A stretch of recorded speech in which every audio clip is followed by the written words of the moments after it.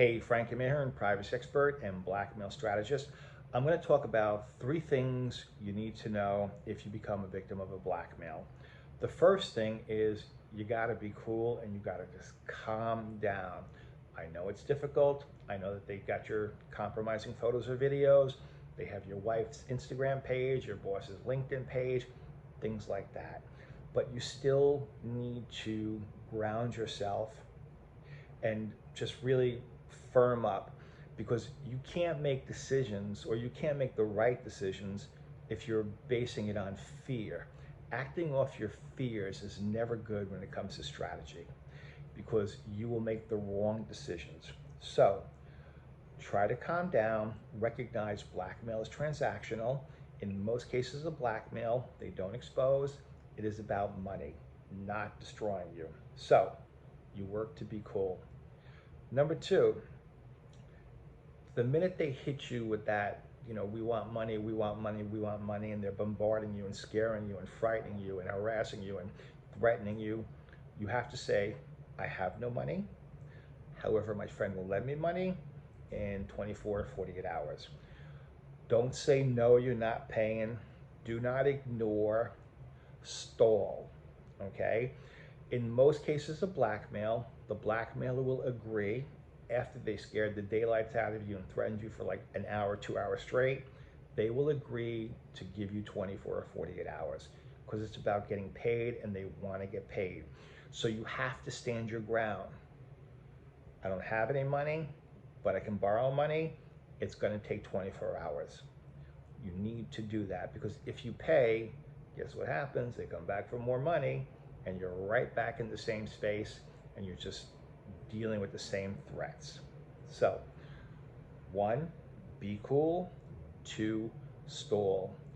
Number 3, find blackmail help. Now, I've been working blackmail for many years, okay? And my strategy is to protect your identity, prevent exposure, and get rid of the blackmailer.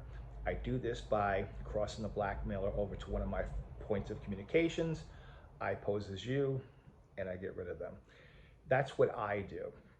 Now, when you're searching online, there's just so much garbage out there about what you should do about blackmail. I mean, most law enforcement sites tell you to ignore. Lawyers tell you to, they'll send a cease and desist letter. And both those things are just terrible. I mean, they just serve no purpose whatsoever. Ignoring a blackmailer is stupid because you don't know what they're going to do, and more than likely they'll expose you if you ignore them.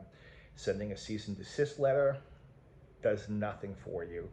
And you're basically admitting to being blackmailed, and the blackmailer will just post that on YouTube or Twitter or something like that from your lawyer. So don't go there. Resolving blackmail is about protecting your identity, protecting your family, protecting your job, preventing exposure, and ultimately getting rid of the blackmailer. So be careful when you're looking for help and you're speaking with professionals such as myself, because often, some professionals will scare you. You better use us now. If you don't use us now, you're going to be exposed, and it's not the case, okay? Don't ever make a decision or hire someone because they're telling you you have to.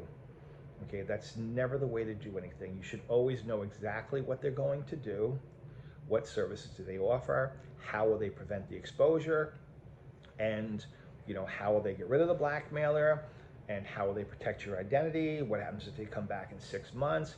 And these are things you need to know. Don't go into it blindly, because you'll end up making a huge mistake. So again, number 1, be cool and get your head together. Number 2, stall the first payment. Number 3, find the right blackmail help. If you have any questions, reach out. My name is Frank M. Ahearn, and be safe.